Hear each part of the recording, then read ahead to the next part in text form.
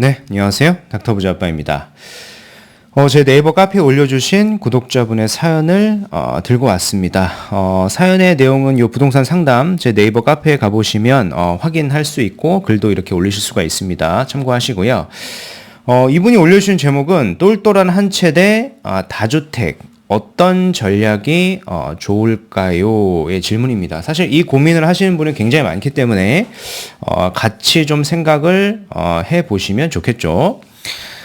먼저 본문 내용을 바로 읽어보겠습니다. 안녕하세요. 늘 유튜브에서 좋은 정보를 보며 많은 도움을 받고 있습니다. 큰 고민이 되어 간절한 마음으로 고견 여쭙거니 부디 선정 부탁드리며 선정되셨고요. 잘 상담 드리도록 하겠습니다. 일단은 40대 중반이시고 자녀분이 한 분이 있고 송파에 거주 중입니다. 소득은 월 600이고 저축액은 없고요. 외벌이고 그거에 비해서 이제 자산은 좀 많으신 것 같아요. 헬리오시티 34평을 거주 중에 있는데 대출이 없고요.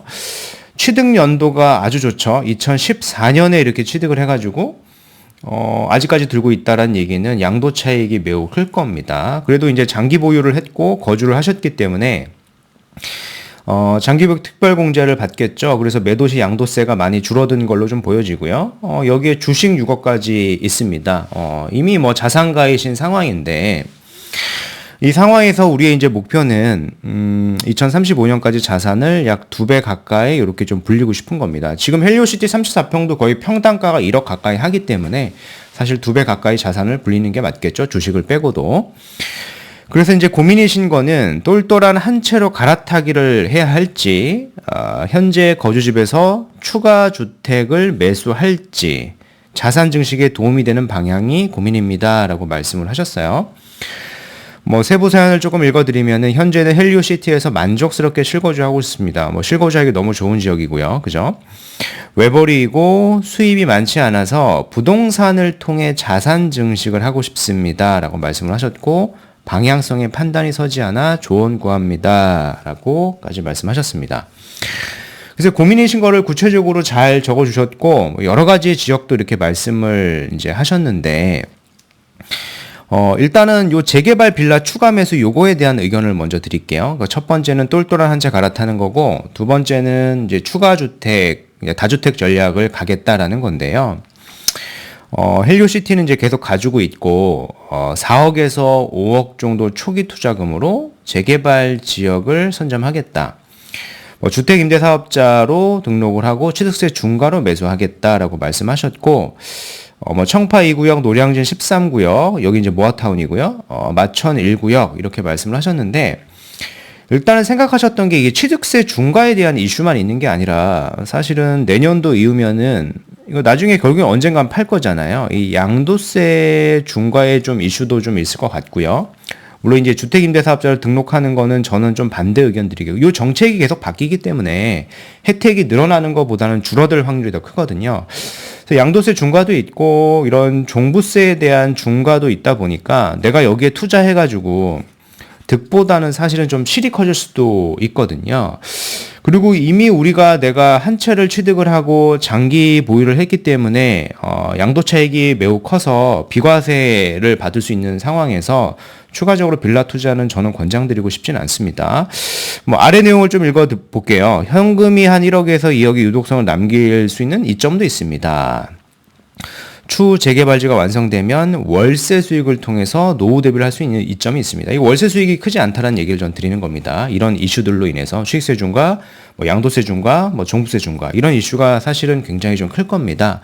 그래서 첫 번째 A의 방향으로 일단은 가신 뒤에 만약에 내가 추가적인 소액 투자를 하고 싶다면 그 이후 스텝으로 하시는 게 좋을 것 같아요.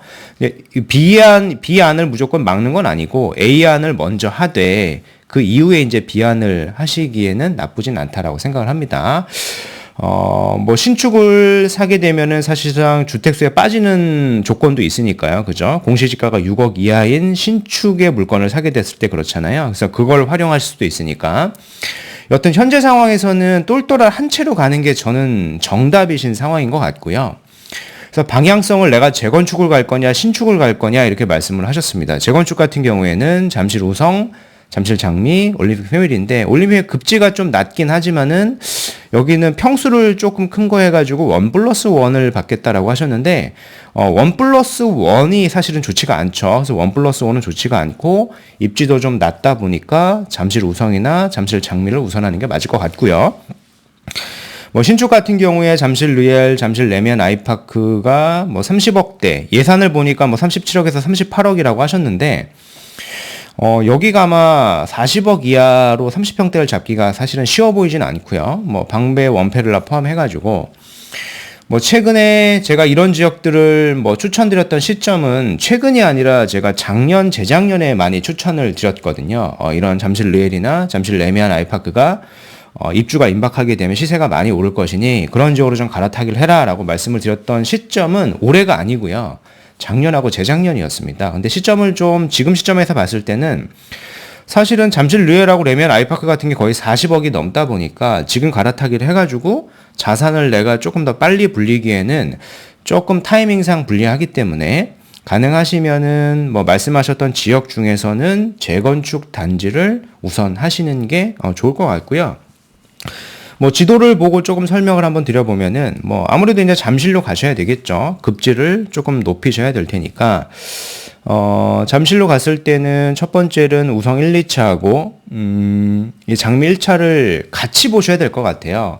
지금 다 토지거래 허가구역이고 실제 입주할 수 있는 매물도 사실은 많지가 않거든요. 여기 이제 나열되어 있는 네이버 부동산의 매물들이 광고성 매물들도 많고 실제 매물이 아닌 경우도 많다 보니까 구역을 좀 같이 보면서 금매를 보고 실제 내가 이제 학군도 고려하셔가지고 전입을 하셔야 되잖아요. 실거주도 해야 되기 때문에 두 가지 지역을 같이 보시는 게 현실적인 대안이고요. 단 근데 제가 좀 드리고 싶은 조언은 뭐냐면은 우리가 이제 투자 목표가 자산이 60억이라고 얘기를 했는데 이 60억이라고 하는 자산은 현재 화폐 가치 기준에 60억으로 저는 생각을 하니까요. 잠실 일대가 사실은 신축의 아파트가 지금 있다라고 하면 60억은 아니다 보니까 사실은 급지는 조금 더 높여 가시는 게 내 자산을 조금 더 빨리 달성할 수 있는 길이거든요.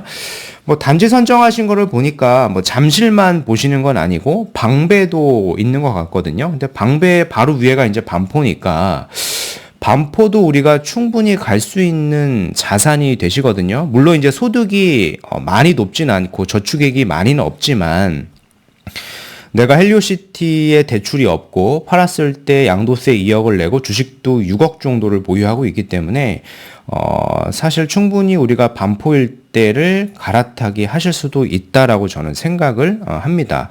같이 좀 지역을 조금 높여서 생각을 해 보시는 게 저는 좋을 것 같고요. 뭐 반포 일대가 뭐 여러 가지 구역들이 있겠습니다만은 크게 이제 두 가지의 단지를 조금 말씀드리고 싶은 거는 뭐 자녀가 한 분이기 때문에 평형이 만약에 이제 30평대가 아니어도 상관이 없다라고 하면 그걸 고집하지 않는다라고 하면 신반포 2차의 20평대가 사실은 자산을 좀 빨리 불릴 수 있는 선택지이긴 하거든요. 일단은 신반포 2차의 이제 미래 가치를 좀 계산을 해볼 때 바로 아래에 있는 이제 옆에 있는 레미안 원밸리를 보면 되는데 레미안 원밸리 25평 시세가 한강이 보이지 않는 게 거의 50억 가까이 하는데요. 신반포 2차 같은 경우에는 재건축이 됐을 때 거의 전 세대가 이제 한강 뷰가 조망이 되기 때문에 한강 조망이 됐을 때는 이 원밸리의 비한강 뷰보다는 최소 30%는 더 높다라고 보는 게 맞으니까 그러면은 거의 한 뭐 60억대가 넘어가는 자산이 되는 거잖아요. 근데 우리가 이미 목표가 나는 한 10년 이내에는 60억이 목표이니까 사실은 이 선택지가 딱 맞아 떨어지게 되는 겁니다. 그래서 신반포 2차를 보시는 게 맞고, 단 이제 실제 가서 임장을 해보니까 여기가 이제 방도 2개고 하니까 자녀 키우기가 너무 불편하고 어렵다라고 하시면은 신반포 2차 말고도 방 3개짜리인 지역이 반포에도 있거든요. 반포 미도 1차 같은 경우에도 우리 예산 범위 내에는 잘하면 좀 들어올 것 같아서 미도 1차를 보셔도 좋을 것 같습니다. 여긴 이제 단일 평형이고 재건축에 좀 속도도 내고 있고 바로 학원과하고 인접을 했기 때문에 자녀 키우기에도 너무 좋은 지역이죠. 같이 보시는 게 저는 맞을 것 같고요. 반포일 때는 이 재건축에 대한 어떤 속도나 이런 호재도 있지만은 사실 주변에 고속 고속버스 터미널 일대로 재개발을 하겠다라는 호재도 계속 나오고 있는 상황이거든요. 그래서 재건축이 사실 완성이 되지 않더라도 내가 목표로 하는 게 60억 정도의 자산은 생각보다 빠르게 달성이 될 수도 있다라고 저는 생각을 합니다.